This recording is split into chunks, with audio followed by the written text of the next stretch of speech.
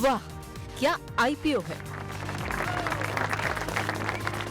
IPO market की बात करें तो दो आईपीओ हैं जो कि खुले हुए हैं। पिछले हफ्ते हमने देखा था 3 लिस्टिंग्स हुई थी, उनको भी डिस्कस करेंगे। एक सवाल भी हमें मिला था, लेकिन सबसे पहले सर फुजियामा पावर सिस्टम्स, जिसे हम फुजियामा सोलर के नाम से भी जानते हैं, इसको मैं डिस्कस करना चाहूँगा। आज इसका आखिरी दिन है। पहले दिन दूसरे दिन के एंड तक आप देखेंगे तो आधा भी नहीं भर पाया था। ये 216 से 228 रुपये का प्राइस बैंड है। ये कुल 828 करोड़ रुपये जुटाएंगे, जिसमें से 600 करोड़ रुपये कंपनी के पास आने वाले हैं। न्यूनतम निवेश आपको 14,820 रुपये का करना है। आज इसका आप देखेंगे कल इसका अलॉटमेंट हो जाएगा और 20 तारीख को लिस्टिंग भी एक्सपेक्टेड है। लेकिन ग्रे मार्केट में और सब्सक्रिप्शन में जो उत्साह है वो पूरी तरह से मिसिंग है। आपका क्या व्यू है सर इस आईपीओ को लेकर?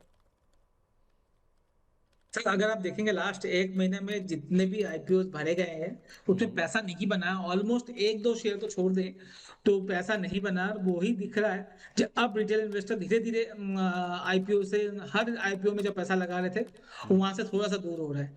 और मुझे लगता है यही चीज स्टॉक के साथ भी हो रहा है। तो लॉन्ग टर्म के लिए स्टॉक अच्छा लग रहा है मुझे सर, ये फुजियामा पावर। मगर क्या आपको लिस्टिंग गेन मिलेगी?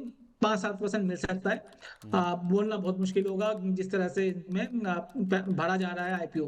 तो मिलेगा सबको, अगर जिसने भी अप्लाई किया उनको मिल जाएगा।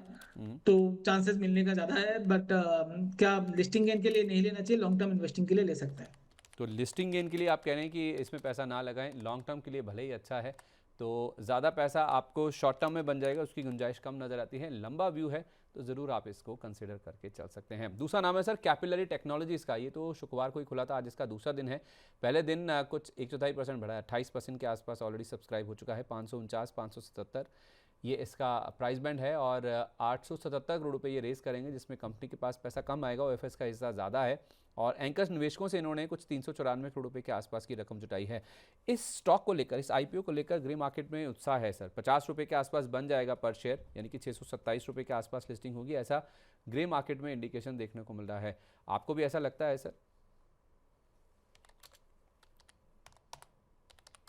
सर मुझे थोड़ा सा स्टॉक में ना जरूर टेक्नोलॉजी वाली दिखा रहे हैं आप लोग, बट थोड़ा आई ग्रे मार्केट में दिखा भी रहा है। बट मुझे ये स्टॉक ना ही लॉन्ग टर्म में ना ही शॉर्ट टर्म में ज्यादा अच्छा लग रहा है। आई वैल्यूएशन मुझे कंफर्ट नहीं दे रहा है स्टॉक का।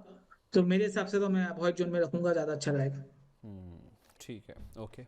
तो इसको आप अवॉइड जोन में रखिए। भले ही 50 रुपये के आसपास इसमें ग्रे मार्केट प्रीमियम इंडिकेट कर रहा है कि शायद लिस्टिंग जब होगी तो आपको 50 रुपये पर शेयर के आसपास का मुनाफा हो जाएगा, 627 रुपये के आसपास का।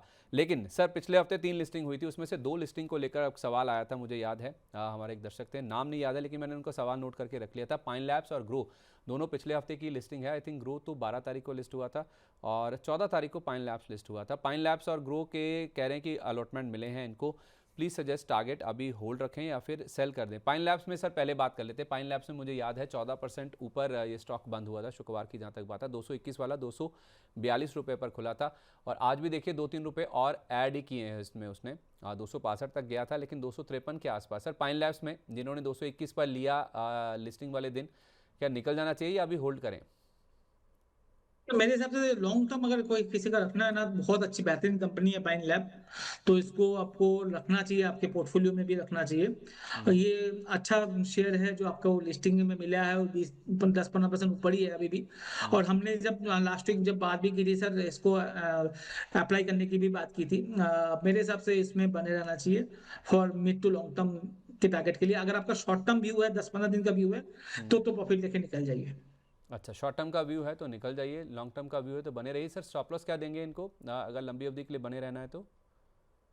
सर जो अभी का लो है सर 230 225 के करीब का, 230-35 का लो है, तो 225 के करीब का आप स्टॉप लॉस लगा के अभी तो होल्ड रखें। अच्छा ठीक है, तो इसको आप होल्ड कर सकते हैं। एक बार ज़रा आप ग्रो दिखाइए। ग्रो भी इनको अलॉटमेंट हुआ है सर। ग्रो का मुझे याद है 100 रुपये का इशू प्राइस था, 112 रुपये पर वो शेयर खुला था और पिछले हफ्ते 100 आई थिंक चला गया सर अभी। मुझे सही याद है सर 100 रुपये के आसपास इसे हाँ सही है, 112 में खुला था सर। उसके बाद से कंटिन्यूस अप मूव में है स्टॉक। 225 रुपये हो गया सर, डबल से भी ज़्यादा पैसा बन गया इसमें तो। जी। आप क्या करें दो सर? सौ पच्चीस नहीं है सर, 160 है। अच्छा, ये वही मैं कह रहा हूँ कि इन्होंने कुछ आई थिंक गलत कोई शेयर खोल लिया है। ग्रो वाला शेयर दिखाइए, ब्रेन बीज गराज वेंचर्स के नाम से आपको मिलेगा वो वाला शेयर। हाँ, बिलियन ब्रेन, सॉरी माफ़ कीजिए। तो मैं वही डर गया देख के सर, 100 रुपये वाला मतलब with in a days double हो गया ये शेयर। बिलियन ब्रेन्स, ये बात हाँ ये सही है सर। 153.50 मुझे याद भी था, पिछले हफ्ते इसने हाइट टच किया था। आज 160 190 रुपये तक, 160 रुपये 90 पैसे तक गया है। इसमें क्या करें सर ग्रो में, जिनका पैसा बन रहा है 60% के आसपास? बने रहिए सर, मेरे हिसाब से तो अभी भी इसमें बने रहना चाहिए, और 145 का स्टॉप लॉस मेंटेन करा है। अच्छा, मतलब छोटी अवधि के लिए भी, लंबी अवधि के लिए भी?